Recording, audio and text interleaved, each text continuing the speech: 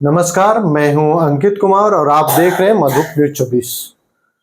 रोहतास जिला में एक ऐसी घटना घट जाती है जिससे पूरे रोहतास जिला ही नहीं पूरे राज्य में चर्चा बन जाती है। घटना होती है 22 अगस्त के रात को, जहां आभूषण व्यापारी या आभूषण के दुकानदार जब दुकान बंद करके घर जा रहे थे तो उनकी हत्या की जाती है। जिस नीतीश सरकार में सुशासन राज कहा जाता है और पुरानी सरकार को जंगल राज कहा जाता है, उसी की सरकार में जो सुशासन की सरकार है उसी में ये घटना घट जाती है। और घटना घटने के बाद पुलिस प्रशासन को घेराव में पूरे गांव लग जाते हैं। पुलिस प्रशासन लाठी भी चार्ज करती है और अब नेताओं का भी दौर शुरू हो चुका है। हमारे साथ बात करने के लिए अभी मौजूद है आरजेडी का यूथ के जिला उपाध्यक्ष है। हम उनसे बात करेंगे कि कैसी घटना घटती है और नेता का जो आगमन है इस पे क्या अब राजनीति की जा रही है। सबसे पहले सर, स्वागत हो आपको हमारे चैनल में। आपका भी बहुत बहुत धन्यवाद यहाँ के स्थानीय मुद्दा को उठाने के लिए। सर, जो अब घटना घटने के बाद जो नेता का आना जाना लगा रहता है, इसको मैंने क्या अब उसी घटना के बाद राजनीति की जा रही है। प्रशासन तो आज तक भी एक भी अपराधी को पकड़ने में असफल रही है। देखिए, राजनीति कोई अलग मैटर नहीं होता है।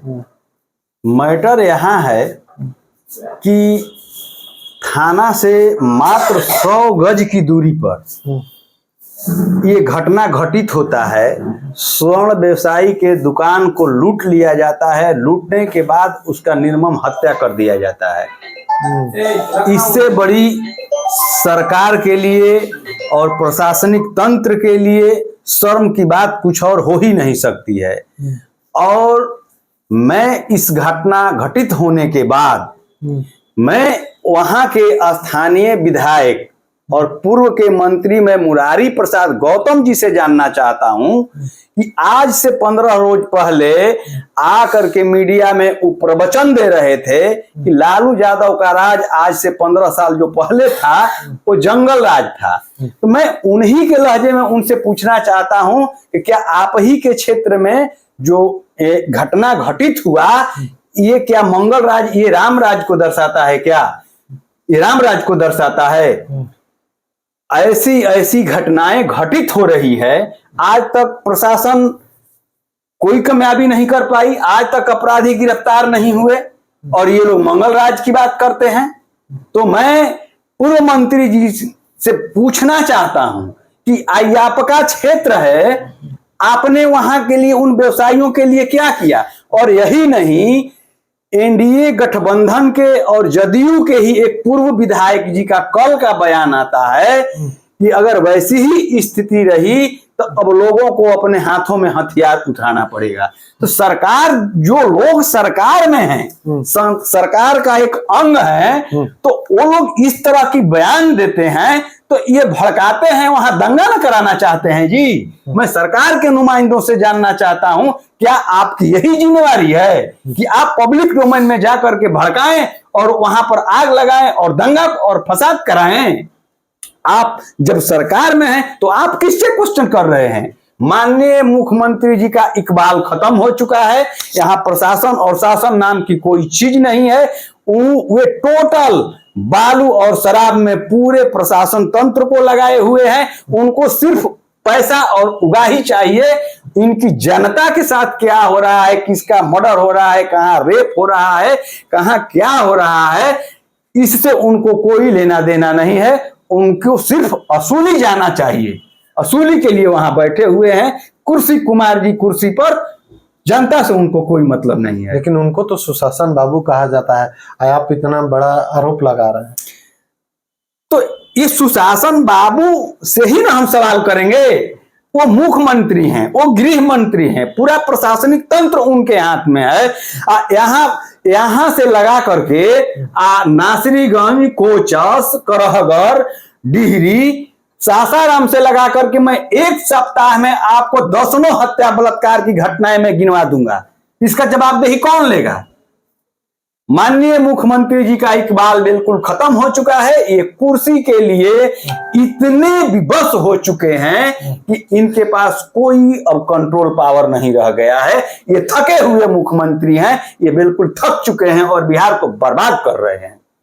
बिहार को आप बोले बर्बाद करें, कभी आप में जाते हैं, कभी बीजेपी में जाते हैं, और दोनों पार्टियां जो होते हैं दोनों मुख्यमंत्री के रूप में स्वीकार कर लेते हैं। देखिए, आने जाने का मतलब ये नहीं है।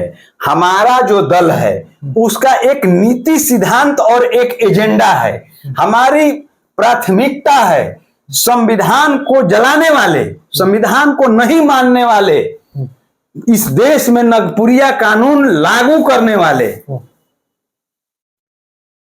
लोगों को सत्ता से बाहर रखना हमारी प्रमुख एजेंडा है। और उन लोगों को बाहर रखने के लिए हमारे दल को, हमारे नेता को यदि विष भी पीना पड़े तो हम लोग पीने के लिए तैयार रहते हैं। तो क्या नीतीश कुमार जी विष है? बिल्कुल विष है, बिल्कुल विष है।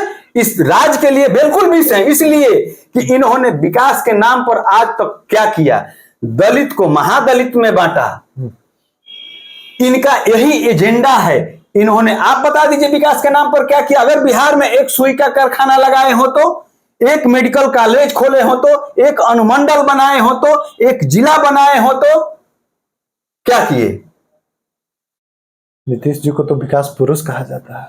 अरे कहने वाले तो कुछ भी कहता रहेगा, लेकिन हमको नजर नहीं आता है कि कहीं से विकास पुरुष है। आप ही के नेता कहते हैं कि नीतीश जी बहुत विकास किए। हमारे नेता नहीं साथ में रहते हैं तो। नहीं, ऐसा कुछ भी नहीं है।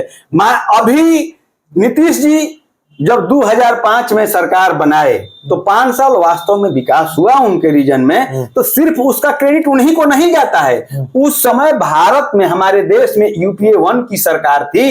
माननीय मनमोहन सिंह प्रधानमंत्री हुआ करते थे और ग्रामीण विकास मंत्री हमारे रघुवंश बाबू हुआ करते थे। उस सरकार में हमारे नेता आदरणीय लालू प्रसाद यादव रेल मंत्री हुआ करते थे। तो इन्होंने केंद्र से पूरा बोरा भर भर के रुपया लाने का काम किया। उसी रुपए से आपको मैं बता देता हूं, जो आज दिखाई देता है गांव में या गलियों में, प्रधानमंत्री ग्रामीण विद्युतीकरण योजना यूपीए 1 सरकार की देन है। राजीव गांधी विद्युतीकरण योजना यूपीए 1 सरकार की देन है। यही नहीं, बच्चों को पढ़ने के लिए नए बिहार में 15,000 स्कूल भी देने का काम यूपीए 1 की सरकार ने किया था। यही नहीं, हमारे लालू यादव ने जब रेल मंत्री थे तो छपरा मधेपुरा में रेल के चक्का का कारखाना खोलने का काम आदरणीय लालू प्रसाद यादव ने किया, जिससे लाखों करोड़ों आज रेल का पहिया, रेल की सेवाएं देने के लिए कार्यरत है। वही नहीं, इस रोहतास जिला में माननीय मुख्यमंत्री जी ने अपने 17 साल के शासन में क्या दिए हैं, एक भी, अगर मैं उनके नुमाइंदों से जानना चाहता हूं, पॉइंट वार एक भी गिनाने का काम करें। हमारे नेता ने 5 साल जब सेंटर में मंत्री रहे, रेल मंत्री रहे, तो उन्होंने डिहरी में, जहां डालमिया नगर का कारखाना है, उसको बैगन बोगी कारखाना खोलने का भी आदेश दिया। जैसे ही भाजपा एनडीए की सरकार बनी, उसको ठंडे बस्ते में फेंकने का इन लोगों ने काम किया। अभी जो बजट हुआ उसमें भी रोहतास जिले को हाशिए पर रखने का काम किया गया। क्या बिहार में सिर्फ नालंदा ही है? रोहतास जिला बिहार में नहीं आता है क्या? यहाँ लाखों पर्यटन की सेवाएं लागू किया जाए तो आय के स्रोत है। बगल में माँ ताराचंडी धाम है, माँ मुंडेश्वरी धाम है, भभुआ में क्या कहलाता है कि हाँ, शेरशाह सूरी है की धरती है। यहाँ तो हजारों ऐसी चीजें हैं जिससे आप आय का स्रोत ला सकते हैं, लेकिन इग्नोर किया जाता है। यहाँ रोहतास के साथ सौतेला बिहार, बिल्कुल सौतेला व्यवहार सेंटर भी करती है और यहाँ के माननीय मुख्यमंत्री जी भी करते हैं। अच्छा, आप ही के अभी तो गठबंधन में है, कांग्रेस के एक नेता है पप्पू यादव जी, उनसे एक इंटरव्यू में पूछा जाता है कि लालू यादव कौन नेता है, तो समाजवादी नेता है, नीतीश कुमार तो विकास पुरुष है। आप कह रहे हैं कुछ कामें नहीं किए। तो देखिए, अब पप्पू जी का अपना विचार है, वो किसको विकास पुरुष मानते हैं, किसको समाजवादी मानते हैं, ये उनका व्यक्तिगत राय न हुआ। आप हमसे पूछ रहे हैं तो हम इनको विकास पुरुष नहीं मानते हैं। इसलिए कि शिक्षा से लेकर के XYZ संस्था को इन्होंने बुलाने का काम किया।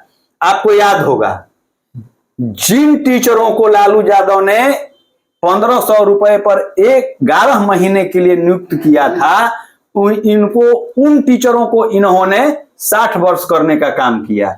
यही नहीं, द्वितीय चरण की जो बहाली आई उसमें लॉटरी लगाने का इन्होंने काम किया, सर्टिफिकेट लाओ और नौकरी पाओ। और वही लालू यादव ने अपने रीजन में जो टीचरों को बहाल किया था वो IAS और BPS के नौकरी निकालने वाले बच्चे जाकर के स्कूल का टीचर बने।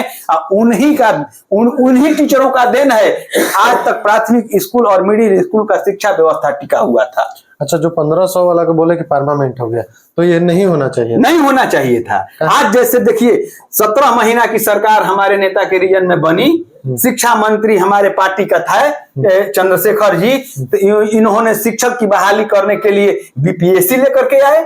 आज BPSC से जो टीचर फेस करके आते हैं उनमें पढ़ने और पढ़ाने का क्षमता होता है। और उन मास्टरों से पूछिए ना, उनका क का मतलब ककहरा नहीं आता है, ABCD नहीं आता है, वो क्या बच्चों को पढ़ाते होंगे? तो 60 साल नौकरी देने से पहले तो परीक्षा ले रहे हैं। कहाँ परीक्षा ले रहे हैं महाराज? लेकिन दक्षता परीक्षा कोई परीक्षा है जी? वो परीक्षा है? परीक्षा तो है ना जी, ये एक फॉर्मेलिटी है, ये एक फॉर्मेलिटी है, फॉर्मेलिटी है जी। चलिए, आप ऐसे ही तमाम खबरों के लिए बने रहे हमारे साथ। धन्यवाद।